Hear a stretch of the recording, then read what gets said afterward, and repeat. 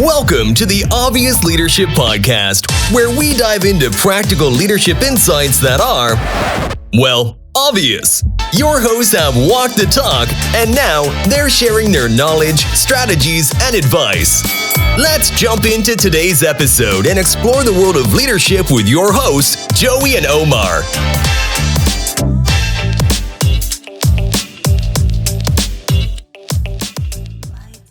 I guess first things first is we'll tell people about who we are, right? Yeah. About background and what we're trying to achieve in our own words. So I'll let you go first. All right, man. Sounds good. Yeah. I mean, I've got a lot of experience in retail. I've worked at a grocery store for 5 years, so taking care of the masses.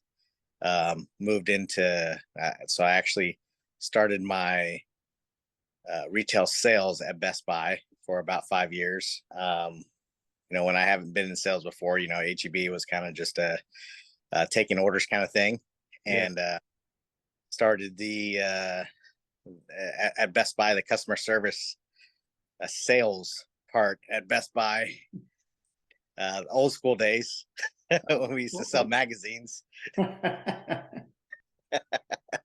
That was definitely an interesting take, but I soon moved to the sales floor and got my feet wet over there, and was delightfully surprised that I was able to become a salesman. Honestly, all my life I'd been shy, and I'm not really interested in talking with people, and definitely bloomed when I got in the sales floor. So that was pretty exciting, man. But from there, I was a multi-department supervisor, training people on how to sell, and trying to take care of people at the same time. Cool. Took a leap of faith and actually went to banking because I found out I was having twins, and Snap. I figured out that the retail life, the retail hours wasn't for me, man. I needed to be there for my family. Yeah. I wanted to be available for my family. I wanted to be able to make some changes and things like that for the better. So I took a step back, became a personal banker at a bank. And, from there, within 2 years, I was a branch manager. And, and I stuck it out there for about 8 years. Man, I learned a lot. Banking is retail. It's more retail than retail. That's what I tell people all the time. So I learned a lot about selling, but also on how to take care of customers, as well as the people that work for you, man. And went back into outside sales, you and I worked together doing that. Yeah. That was more so about how to manage your own time, as well as take advantage of the relationships that were put in front of you, and then making those relationships flourish as well. And I feel like I was really successful at that. So Okay, cool. Here we are today. Oh man, twins. I can only imagine, bro. I remember when I had mine. I got 2 of them now, but 2 at the same time. Whew. We can barely have a baby girl with her attitude. Right. Yeah. No, I mean, it's interesting how they also take care of themselves, right? So that's one thing with twins that not a lot of people realize. When I say take care of themselves, like they keep themselves company. Yeah.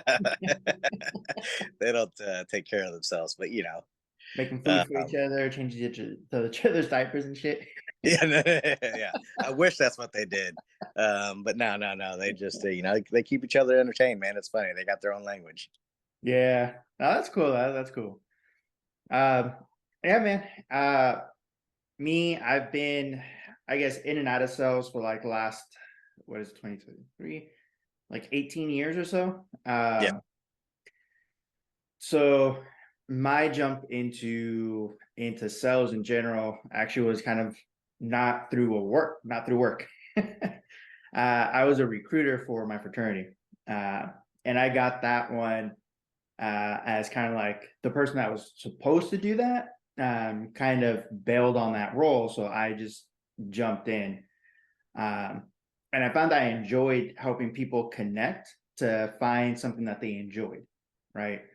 I think that it's not that I was a recruiter, it was so much that I was able to connect the people interested in us or that we wanted to people that they could relate to within the organization, or that were around the organization, to kind of see if it was good fit for both sides.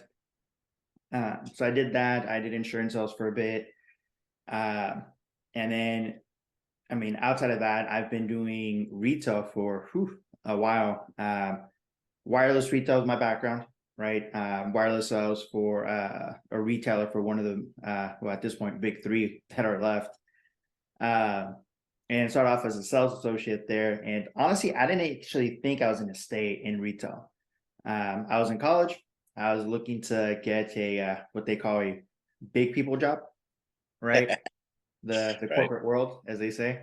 And I did get a taste of it. I actually got hired as a recruiter for a healthcare company, and believe it or not, they actually kind of swindled me on the position, because I went in for a different position that had uncapped commissions and worked more with like hospitals, because I was trying to get more into, like, at that point, physician recruiting, right? Recruiting doctors for hospitals and stuff like that. And when they offered me the job, they're like, yeah, so we're actually offering you this job over here that you can only get 10% bonus for the year off of your base. And at that point, I was like too invested. I was like, well, let me just get my foot in the door and see how it's going to go. Yeah, I was there for 3 months, and then I went back to my old position. And I will say this, part of the reason why is my old boss at that point, right? Really good guy. He's a good friend of mine now. He kept hounding me for those months I was out. He's like, hey, so you tired? You gonna want to come back? You want to come back? And funny enough, I came back to my old position as store manager. And within a few months, I got transferred to Texas to open up a department for recruiting for that company. And then from there, I ended up going back in the field as a district manager. Took over San Antonio for a number of years, took over North Houston. And before I left, I was in a director role, but at that point I was kind of like tired of the culture. The culture I was involved with when it came to sales was, and it had changed. Luckily, we had been able to transform it by the time I left. But when I initially started, you had 2 weeks to impress us with your numbers. If by the second week you weren't good, by the fourth week, we were going to get you out of that organization, right? So there was no like 6-month period which you could, get yourself up and running. No 90-day period. We were adamant within 2 weeks. If you're not performing by the fourth week, we wanted you out. And that's where, like, when I came into leadership with them, I didn't like that mindset, because I was like, we can train these people. It's hard enough to find some people at that time, mind you. And we're talking like 2010 to 2014, right? It was hard enough to find people that would want to stay and grow when we weren't just pushing them out, right? It was just hard enough to find people that wanted to in some of these places. Right. So I had my own style to like help people come in and get comfortable and still perform to a point where I wasn't being hounded by my leadership and I could let them flourish on their own. And then from there, boom, that's when I met you guys out in Best Buy, right? Been doing essentially outside sales since then. This is now, 5th year. And just like you said, man, a lot of it managing your time. And even though it's outside sales, you're still in a leadership role, because you still have to manage those relationships you're building with a lot of the referral sources, whether it's internal or even the referral sources that you make outside. You still got to manage that relationship and like expectations. And then you still need to manage your customers, right? Your clients that you're working with. And then it becomes more like you're a project manager. You're not an outside salesperson. You're truly a project manager, having to, step into different roles at times, depending on what the situation is. Yeah. And then, So, just had a funny point there, man. So in my time at the bank, when I left Best Buy the first time, right? And I went to the bank, they put, like I had no experience in banking. I didn't know what a deposit or withdrawal was. I had no clue what any of that stuff was. So they put you through a crash course that was 3 to 4 weeks. Okay. They teach you, the basics of banking, but mostly what they do is they teach you how to sell their products. But it was the same experience, kind of like what you were alluding to. Like when you come back from training, you had a goal of how many sales you needed to make in the weeks that you came back. I think it was 4 weeks, and they gave you this goal. If you did not exceed that goal, you would be put on a, I don't want to say it's an action plan, right? Um, but also if you exceeded the goal, you actually got paid more, right? And so the personality that I am, it takes me a little bit of time to understand things to its fullest. yeah, Uh, and that's because I want to make sure I'm doing things right for all the parties involved, right? yeah. Say I did not make that cut. I didn't meet that goal. But I can tell you that I understood things coming out of that training period that other people did not, which actually led me to my success and eventually being promoted, man. So it's one of those things where I kind of broke the barrier of what their expectations were. Yeah. And, it really set my sights on who I wanted to be as a leader, man. I'm sorry to cut you off, but Nah, bro. I thought it was interesting how, man, it brought back this memory of like how the companies were kind of wanting you to perform before really you didn't even know the job. You know what I mean? Like they gave you a training up front, and they expected you to run with it, and perform as expected, but not necessarily with adequate training. Oh yeah, and that's a big thing, bro. Like I've noticed, right? Uh, like so I listen to a lot of people, I read a lot of stuff, right? Things like that. And one thing that struck a chord with me, and I found this out real fast because I did the healthcare recruiting for a few months. And believe it or not, that was a desk job. I was trying to get them outside to actually go out into the community and try to build up like a funnel of nurses for us to be able to go with. And that's a completely different topic on that. 3 months and I can write a damn book on how to run a bad business. But when I did recruiting, part of that initially was to be in the field. And then that changed to be more of an office job. The corporate world in the office, it is not cracked up to be what it is. And I mean, talk about being overworked and underpaid and then undertrained, right? To your point, the expectations. And I think when we're looking at it from the outside in, we're thinking, oh, this is a well-oiled, well-running machine. They know what they're doing. Right. I guarantee they got this, and this set up for training. For you to jump in and realize, how are these people in a leadership role? Who are the people making decisions? Right. Right. And it's like, okay, cool. We're going to give you this as what we consider training. And then your goal is this like ridiculous goal, but we got no connection. We got no milestones to really help you get to that point. We got really no mentorship to get you to that point. And there's just a lot of disconnect. And Oh, yeah. I mean, I don't know about you, but for me, like that's where I see like a lot of like apathy. I see like a lot of people with like, I don't know what the hell I just jumped into, but sure, I like this person at work. Yeah. I guess I'll stick it out for a little bit longer. Right. Right. Yeah. Well, to add on to that, man, and that's it's always been my I guess drive. What drives me is to help people succeed, help people learn and things like that. That's who I've been always under the surface, right? I'm competitive on the outside. Under the surface, though, I really want to see people succeed. I like to see that light bulb go off, but like, the way that I can equate a corporate training session is to like an assembly line. Yep. Like they put you through corporate training and they're like, you know what, we've given you all the tools you need to execute the way that we want you to. Now we're going to send you out in the wild and we're going to expect you to perform the way that analytics say you should perform. And, honestly, that's not realistic. That's not realistic. It's not, man.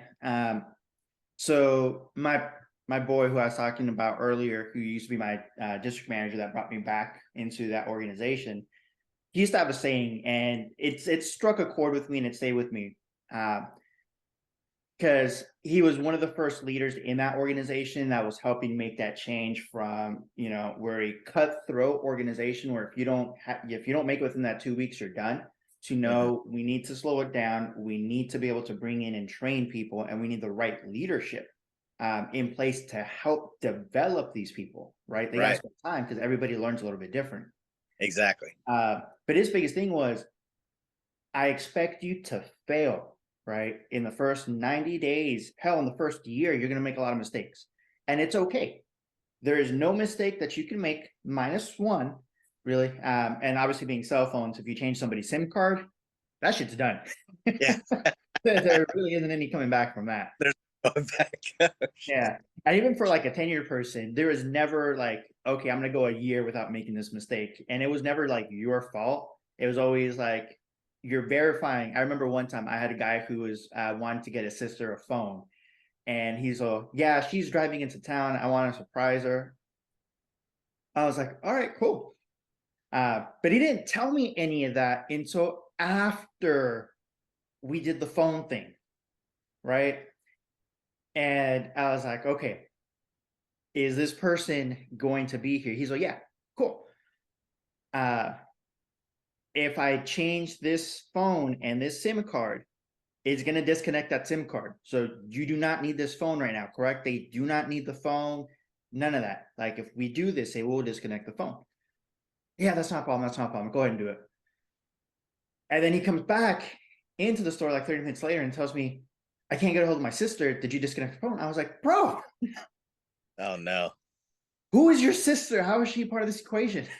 Yeah. But that was like that one mistake. But outside of that, he's like, you can make any mistake. We will be able to fix it, right? Don't be afraid to make a mistake. Don't be afraid to fail. You're going to learn from it, and you're going to learn faster. If you're not making a mistake, I know as a leader that you're not trying. All right. And he's leaving it to them like, okay, I can feel comfortable in trying things out. And if I make a mistake, they got my back. Right. And as a leader, I've had to step in multiple times when somebody was, made a mistake or was in the process of making a mistake. Obviously, there's different ways you're going to talk to that individual and bring it up, because you don't want to just say it right in front of the person, in front of their customer, like, oh yeah, you're making a mistake, you're wrong. It's a delicate balance, right? Because you don't want to make that person feel idiotic and stupid, because that's exactly what's going to happen. Right. And you don't want to, have that person lose faith, that customer lose faith in the company and all that. So obviously as a leader, there's a little bit of a fine line there. Yes. But yeah, man, the training sessions in most corporate and corporations is just ridiculous. It's like, honestly, it feels more like a checklist so that they can say, okay, we did our part. If you fail, that's on you. Yeah. Yeah. I think you're right by saying, man, opening the door for failure, because you're right, man. Not everybody learns the same, right? And some people thrive off of, hey, look, you made that mistake with the cell phone, right? You'll never do that again, right? But how powerful would it have been to have a leader that kind of alluded to the biggest mistake that you can make, that you know what, they planted this seed and you're like, hey, I see this issue coming. I'm going to try to head it off. I'm going to involve somebody ahead of time so that I don't impact the customer experience and your experience as an employee, right? Because I'm sure you didn't feel the best after that mishap, but yeah, it's one of those things, like you said, you couldn't come back from. But that's part of being the presence of a leader, right? Having the presence of a leader to back you up at all times, so that sometimes you don't fall in that hole that you can't come back from. Oh yeah, big time. And so for like me, right? I don't know about you as far as like is staying in an organization. Like in the cell phone industry, I personally didn't think I was going to be there for that long. I was there for well over 8 years. And for me, it was just a gig while I was going through college, but I will say this, and you correct me if I'm wrong, because I had a different mindset, as a kid in high school and then going through college, of what the money potential could be in the real world. For me, I thought, okay, you got to go into like a corporate organization, a corporate job to be able to make that really good money. And what snapped me out of it was the outside sales. Because one of the first deals I did in the insurance industry was like a ridiculous amount for a young kid. Like ridiculous amount, right? So I was like, I can do this in sales, but why would I want to go into like an office job? Right. And being in retail, I mean, as a sales associate back in the early 2010s, I was doing like 40 to 60,000 a year. As a store manager of a small business, right? And what I mean by that is I literally had less than 4 employees. Yeah. I was counting me. Right. But I was still making like 60, 80,000 a year. And that like blew my mind, where I was like, why are people like doing so much? I hear people struggling to like make 40, 50, 60 a year. I've had friends that went back to school to get their masters to have the ability to crack the $60,000 like threshold. Yeah. And in like retail, we never think about this because everybody always like bags on retail, right? Yeah. The kind of money you can make in a retail, whether it's like retail stores or like retail banking, it's pretty ridiculous. Yeah. Like I was surprised when I found out that, there are retail people that were making 6 figures. Yeah. Right. And not even district managers. Right. Right. So, and that's like, for me, that's one of the biggest things that like broke the shift of like what it meant to be like successful in the real world. Like, what is the real world? Right. Right. And as a leader, that was always something that I would try to kind of like explain to my people, as far as like, okay, hey, this may be something temporary for you right now. Maybe it's to get you by. Maybe you need to build skill set for something in the future, whatever the case is. But you may not think about it now, but this is what the potential could be. And helping kind of like paint the future of what their future can look like, whether it's in the organization or with the skills that they build with the organization and what's really out there. Right. Like to your point about wanting to help people. For me, it's always been growth. I remember when I was a district manager and I had my store managers, the biggest thing I would tell them, and this is because this is what I wanted. I would tell them that I wanted them to replace me. All right. Everybody, I've always heard about it, and I've seen it in action, where you have leadership that is not leadership, they're management. And there's a big difference between the two, right? Yes. They're always scared of being replaced by somebody.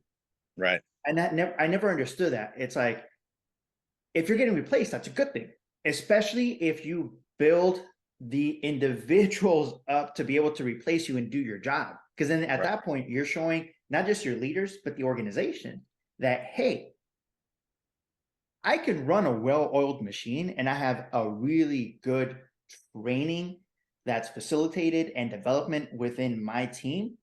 Mm-hmm. Why wouldn't you want me to be moved up? Right. And it'd be the same thing that I would tell them that I wanted them to do is train your people at your stores as though they're going to be the ones replacing you. Not because I want to replace you, but because by doing that, you're going to show that you can train and develop people and that you can run your business. So you're going to be looked at favorably for promotions. Right. You're far more promotable. Yeah, I definitely like that that outlook on how to train your people, man. Because if it's one thing that it's in all aspects of the job, man. The one thing that I got a lot of flack for when I was in the banking industry was there was 3 years, 3 years, okay. And a lot of people look at this as a bad thing, right? But as a manager for 3 years, I had zero turnover, Oh, snap. zero. Okay. Now, what a lot of people equate that to is, man, you're an easy manager. You don't like to fire people. You don't like, but I said, if you understood the whole story, that doesn't mean that I didn't have new people on my team being added and, having some people move or get promoted. Yep. Different position. Right. And I was just at the right place at the right time. I motivated people in a different way to find them the position that they needed to be in, or to work them up to a promotion, right? For three in a retail banking, right? When have you ever heard that somebody achieved a zero turnover rate, right? That's crazy, And every time I bring that up, and sometimes I don't bring it up because a lot of people don't want to understand the context of that achievement, right? Yep. But I can look back and there are people that were my bankers back then that are now branch managers for that company, right? That tells me that those people were set up for success, right? And like you're saying, hey, train your guys to bring them up, right? Not necessarily to secure your position, but by bringing the others around you up, obviously you're going to have to elevate yourself. Exactly. And I think that's probably the biggest miss in most corporations, right? And to be fair, it tends to be more like a generational thing from what I've seen. I'm not going to say it is. I'm not going to say boomers, millennials, Gen Zs, whatever that's a different topic in itself, which I think is BS. But what I mean by generational is in the past, we all know it. You went to, you graduated college or high school, you went to college, and out of college, you're supposed to have like this awesome bang up job waiting for you afterwards, right? Yeah. And for me, coming out, like I knew in my age when I was going to college, everybody wanted to be a teacher, right? Because I don't know why. Everybody just wanted to be a teacher. That's what it seemed like. All my friends wanted to go into teaching, into some kind of form of education. Cool. Yeah. Right. And a lot of it was because the money, which like surprised me because I was like, in high school, I remember my English teacher was about to retire after like 30 odd years. And he told me he was like making $75,000 a year. And that was like amazing for him. So I was like, cool. Yeah. I mean, I don't want to be, 60, 70 years old and thinking that 75 is the most I can make in a year. Right. But that's like it was a different time. But not a lot of that has changed or has been very, very slow to change, right?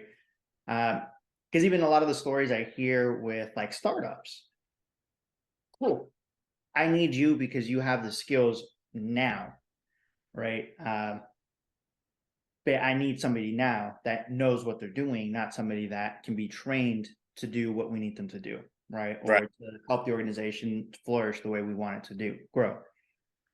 So you have people or organizations that are fully well established that are very hard to move and tilt and pivot in the right direction for what they need.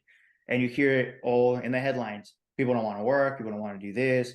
It's like, no, your expectations are ridiculous.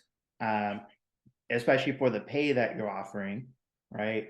And then for the leadership that's in that role that doesn't know how to communicate and how to train and develop people. Yeah. It's like, okay, cool. You went through a week worth of online self-paced training material. You know the job now. So here's a vest, here are your logins. I expect you to do this job 100% to your capacity, as though you've been here for 5 years. Like, Yeah. oh, Hey, I might need to make a move here. I don't know. Can you hear the kids in the background? nah.